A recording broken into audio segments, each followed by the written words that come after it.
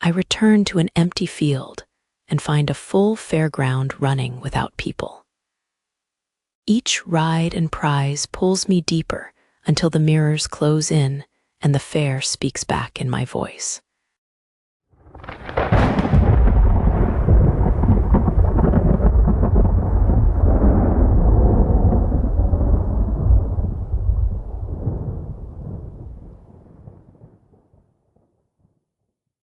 Dawn turns the grass to silver when I crest the ditch and stop.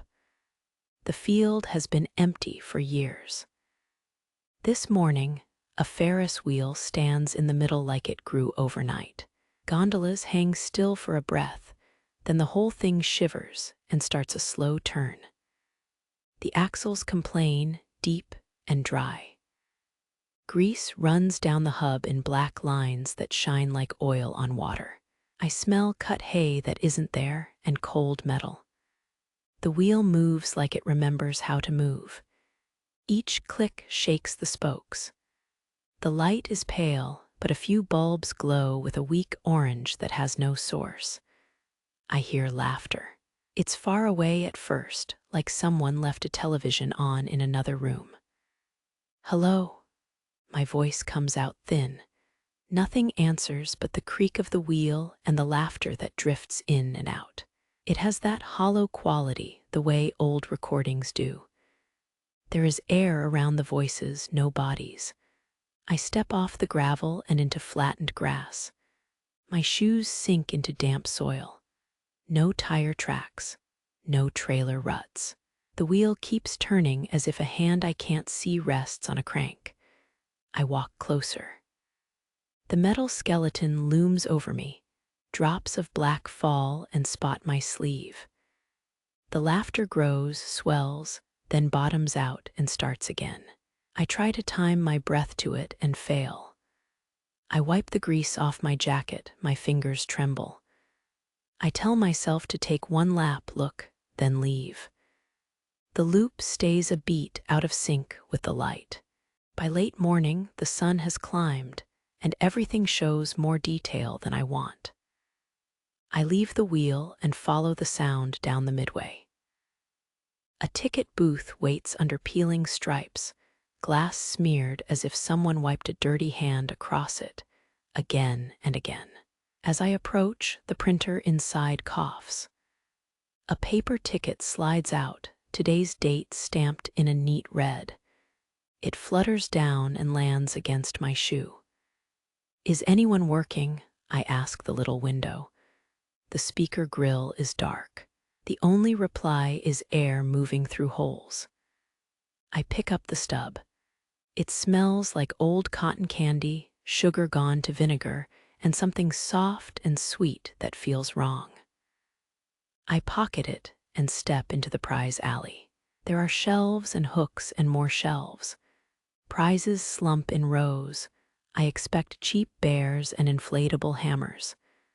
I get plush bears, yes, but their faces are human-like, not printed. Stitched. Skin-colored thread pulls the features tight. The noses are small scraps of leather. Eyelids are sewn shut with neat X stitches, all the same size. I know this layout. 30 years ago, a dart throw stood here, and to the left, a ring toss.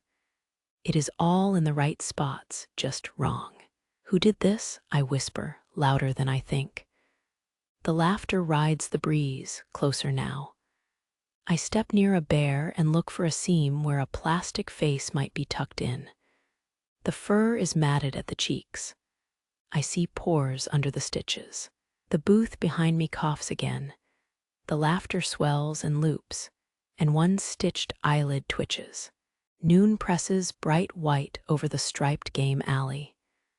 The shade under the canopy is cooler, but it is not a comfort. The bear that twitched is heavier than it should be when I lift it from the shelf. The fur sticks to my palm. Someone has sewn a small oval into its chest with thread the color of dried blood. I recognize the oval. It's a face. Ava, I say before I know I'm saying it.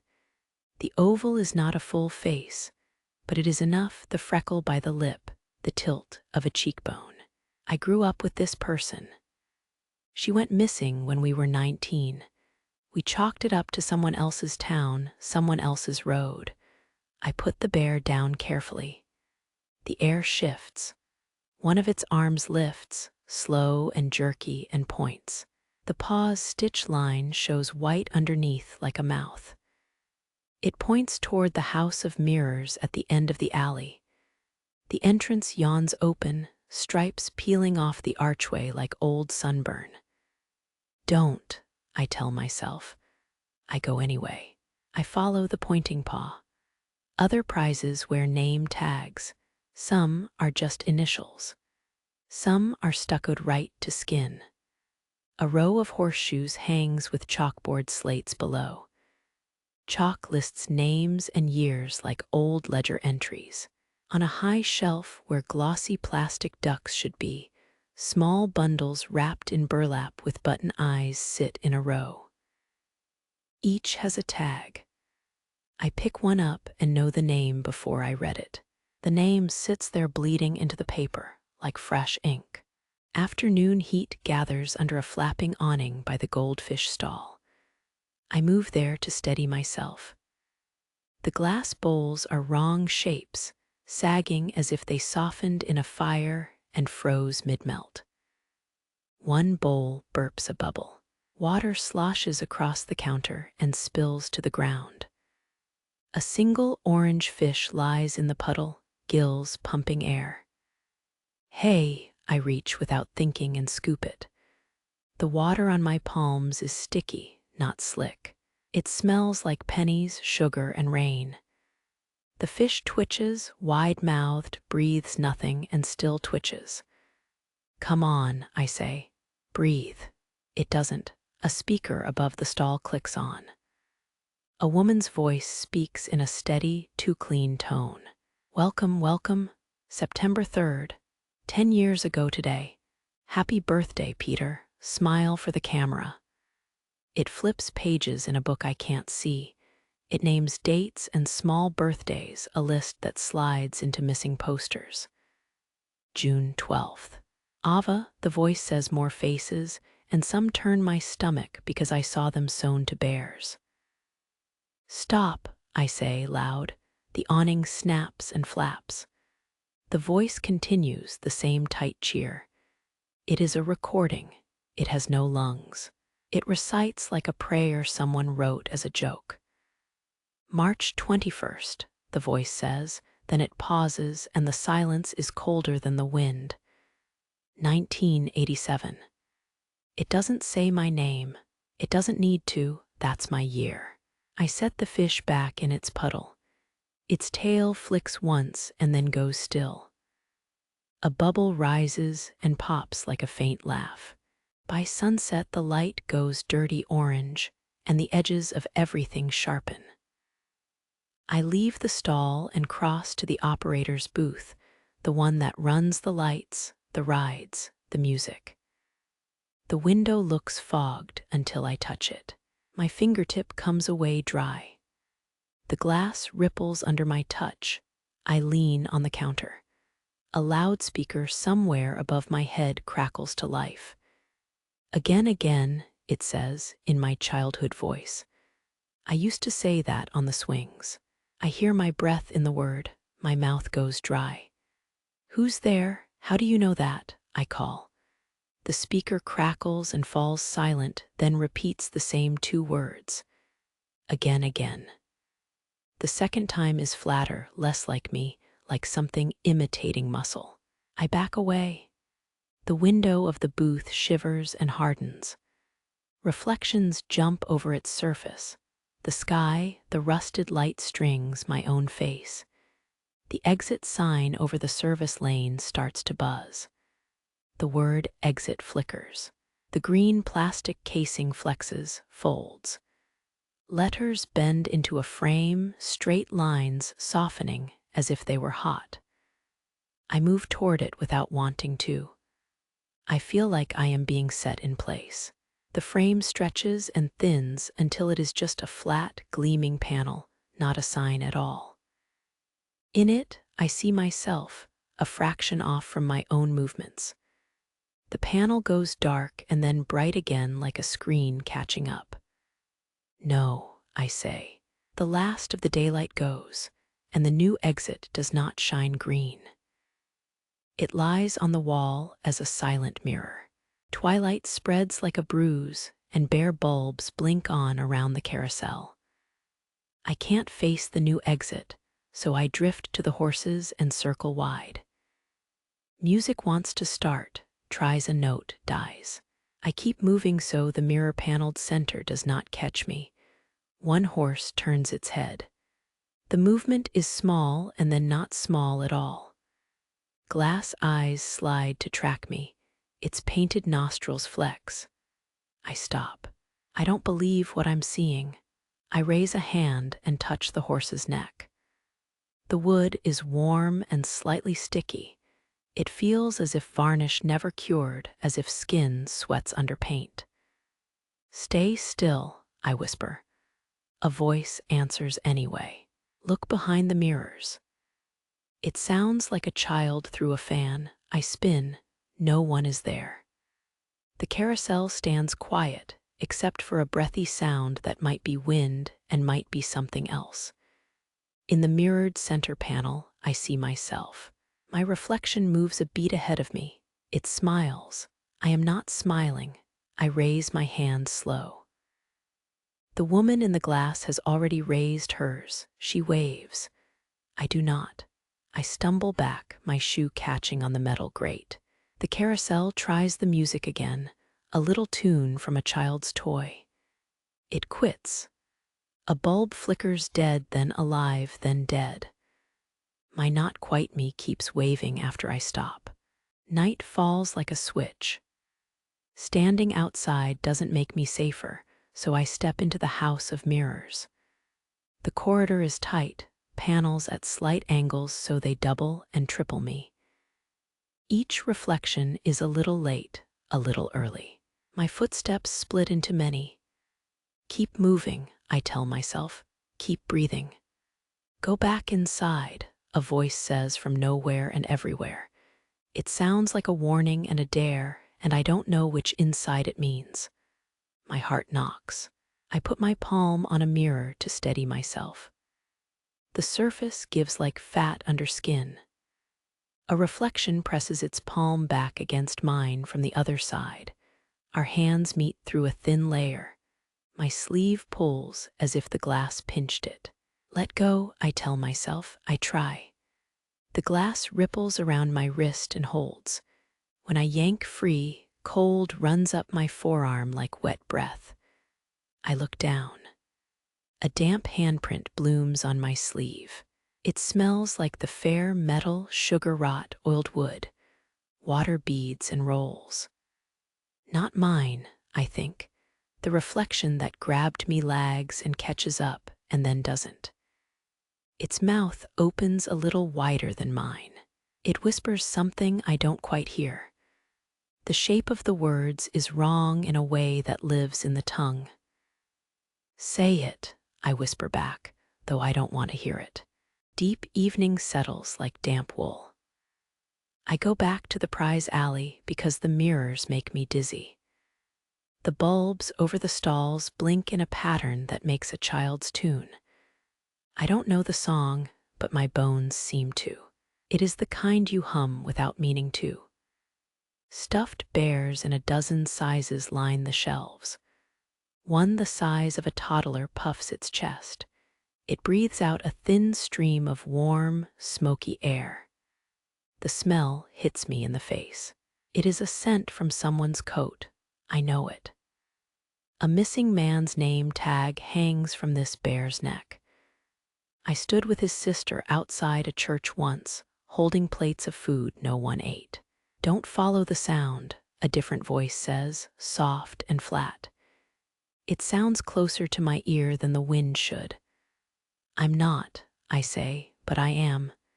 The tune keeps threading me forward.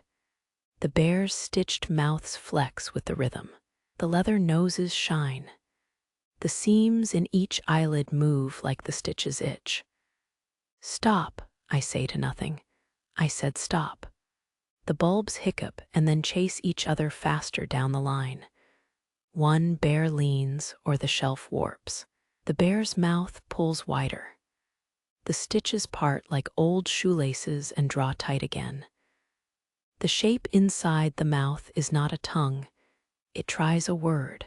It is clumsy at lips and air. It shapes my name as breath. Late night slumps over the food court. The lights go dark for a beat long enough that I think maybe the whole thing died. Then power surges. Lights hum back on, clean and steady, and the rides pause mid-movement like obedient animals. For one long breath, it all looks normal. Tables, trash cans, a corn dog sign, false relief is still relief. I exhale. A maintenance door stands ajar at the back of the fried dough booth. Fluorescent light spills from a tiny office. A desk waits with a paper map spread flat. I step inside. The smell is ammonia and damp cardboard. The damp from the mirrors hasn't dried on my sleeve. My fingers leave small wet marks on the desk. Okay, I say. Okay, the map shows the fair's route, gates, first aid, electrical. A dotted line runs from here to exit. I fold the paper, then unfold it and trace the dotted path. My finger comes away smeared with ink. The black bleeds across the paper, spilling over paths and attractions. Letters crawl. The word exit dissolves and reforms into my name. It writes itself along the route like a label you cannot peel free. No, I say, tears sudden with anger. I tear the map. The edges are wet and rubbery, not dry. The ink spreads faster. The fluorescent light goes dim as if the paper eats it. The room darkens though the bulb hasn't blown. The map, the office, the light. It all pulls toward the page. Midnight finds me at the main gate by the highway. I run there from the office with the map's path still in my head. Headlights flick past out there. The hum of tires is a world away. I drag the corroded latch. It gives. The gate swings just enough for me to squeeze through. It clicks shut on its own behind me. I turn and the metal is already changing. The bars silver over as if frost takes them. They smooth into glass. My reflection climbs out of the surface in a dozen panes. Some versions are older, some are missing small parts. They all wave, slow and friendly, like neighbors you don't really know. Help, I shout to the road. My voice bounces back to me from glass. I hit the mirror with my palm. The thud is heavy and wet, not the hollow bang I expect. Other palms thud back from the far side. Let me out, I beg, stupid with fear now. The lights beyond streak and blur. A siren passes somewhere far. The reflections' mouths open in time with mine, then out of time. One mouth smiles even when I don't. The surface near my face swells. It balloons like latex pulled by a hand. A shape pushes through, not yet breaking. Fingers find me in the air. A hand forms on the wrong side of the world, pushing toward my throat. After midnight, the fair's outer drive circles past the Ferris wheel. I tear away from the gate and run toward moving light. Headlights sweep the gravel. A car pulls up and stops hard. Its horn goes off by itself and plays a burst of recorded laughter. Not a honk, laughter, the same loop I've been hearing all day. Hey, I run to it. The driver's door sits open a crack. The seat is empty. The leather is cold. The cup holder holds a cup lid beaded with condensation. Someone was here. Hello? I look in the back seat.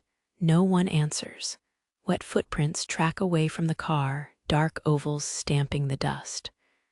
They lead toward the Ferris wheel. I follow because what else do I do? The footprints end in a circle of bears set out like a ring of stools at a meeting. They all face inward. Their stitched faces point toward the middle. I don't want to know, I tell myself. I step into the ring anyway. The air presses cool and smoky and sickly sweet. Names hang from tags around plush throats. I don't try to read them. I cannot help reading them. The bear in front of me raises a stitched hand and points at my chest. It points like a teacher calls on a child, like a judge. I retreat into the ticket booth and shove the door closed. The lock turns with a soft click. I brace a stool under the handle because that's what people do in movies. The fair outside breathes like an animal asleep in a room. Air moves. Posters flutter on no wind. The glass fogs from the outside, not the inside. I wipe a circle with my sleeve and only smear the fog. Stay calm, I think. A child-sized finger appears on the other side and draws a grin, stroke by stroke. Each curve is neat, and even the way the sewn mouths look. The grin feels like it is being placed on my face. Go away, I say, close to the glass. I see you. Go away. My voice makes the fog tremble. A second finger joins the first and doubles the curve. 2 smiles, the same smile twice. Metal clicks in the door behind me. The handle turns a hair, stops, turns again slow, like something heavy holds the weight and lowers it carefully. Don't, I say. I put my palm on the metal. It is cold, and then it is colder. The stool shifts under my elbow. The lock hums like a tiny motor trying to remember its job. The handle rotates downward by a force with no hand. I feel its intention in my bones. Please stop, I whisper. The pressure keeps coming.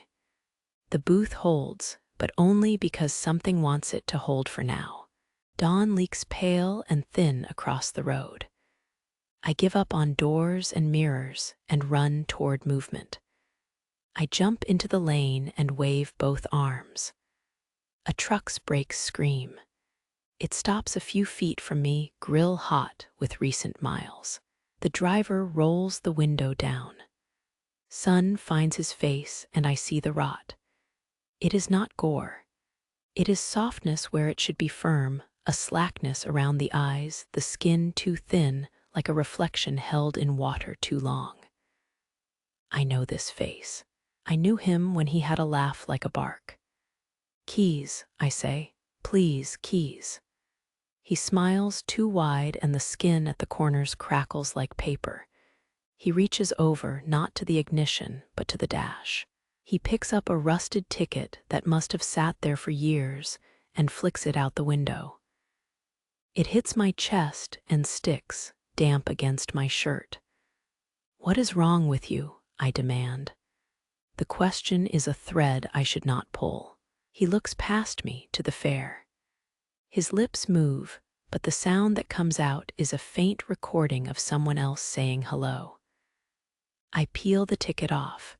It unfolds on its own, paper worrying itself into a small photograph. It is me. My eyes are sewn shut with neat little X stitches. The thread is the same color as the bear's. The paper is still wet with whatever passes for ink here. I hold it away with shaking hands. No, I say, and back toward the ditch. Near noon, the sun burns high and rude. I find a thin spot at the perimeter fence, roots lifted like fingers from the dirt. I drop to my stomach and press my cheek to the ground. I want out.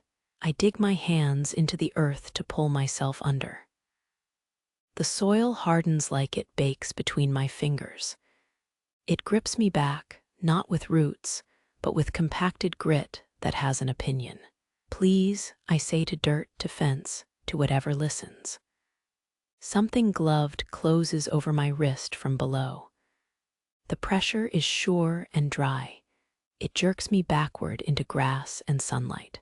I twist and see no hole, only a crush of flattened blades where my arms were. "Thank you," I say to nothing. I don't move. A clockwork grinding wakes across the fair. I have never seen a tower here, but something high ticks and gears up. The first chime strikes noon. It is too loud. It skews my balance. A second follows, a third. I start to count without wanting to. At 12, the sound should stop. It doesn't. The 13th bell strikes and stays. I feel it in my teeth and ribs. The air shakes as if it tries to jump out of itself and cannot. Leaves shiver. The rides hum. "Stop," I whisper, because I have nothing else. The tone holds like a hand on the back of my neck. High noon clamps down. The fair's lights still burn red and white in daylight like veins under skin. Shadows tilt the wrong way under the Ferris wheel. Something moves behind me, and straps bite cold into my wrists. They cinch to a turntable built into the ground, leather tacky and warm from others. "Wait," I say, so soft I almost don't hear it. "Please, don't." The speakers above click on and leak static that has my breath in it. I can hear my ghost in the noise as the platform pulls me under the wheel. Faces sewn into bears above me gape open.